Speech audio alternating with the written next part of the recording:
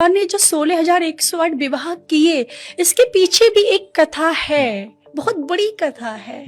8 भगवान की मूल पटरानियां हुई, मैया रुक्मिणी, मैया सत्यभामा, मैया जाम्बवती, मैया मित्रवृंदा, मैया यमुना, मैया भद्रा, मैया लक्ष्मणा, ऐसे करके भगवान की 8 मूल पटरानियां हुई थी। और 16,100 के बारे में एक कथा आती है कि एक भौमासुर नाम का राक्षस था जो भूमि से उत्पन्न हुआ।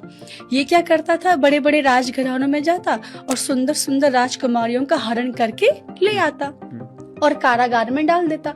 16,100 को उसने कैदी बना लिया और मन में संकल्प लिया कि जब ये राजकुमारियां 20,000 हो जाएंगी तब एक साथ इनसे विवाह कर लूंगा। भगवान के पास सूचना पहुंची, भगवान आई, भगवान ने भौमासुर को मार दिया। अब भगवान ने जब भौमासुर के कारागार में प्रवेश किया और जब वहाँ पर राजकुमारियों को देखा तो भगवान के नेत्रों में अश्रु आ गए। भगवान ने कहा अब इनसे कौन विवाह करेगा, संसार का कोई भी राजकुमार इन्हें स्वीकार नहीं करेगा। कहेंगे अरे ये तो भौमासुर के यहाँ पे रहकर आई है, तो अपवित्र हो गई, दूषित हो गई, हम इनसे विवाह कैसे करें। अब इनका होगा क्या।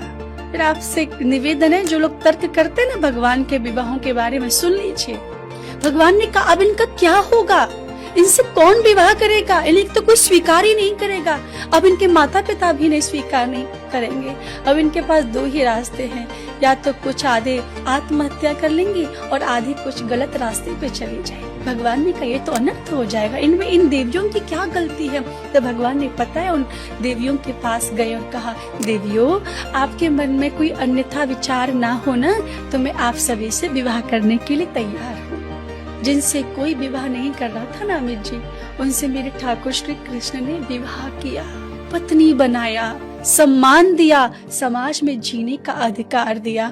और लोग तर्क करते हैं कि भगवान ने इतने विवाह किए। वो समस्त स्त्रियां भगवान के चरणों में लेट गई, प्रभु इतने दयावान, इतने दयालु, हमें तो कोई संसार का पुरुष भी स्वीकार नहीं करता और श्री कृष्ण आपने अपनी पत्नी बना लिया, आपके जैसा कोई नहीं है।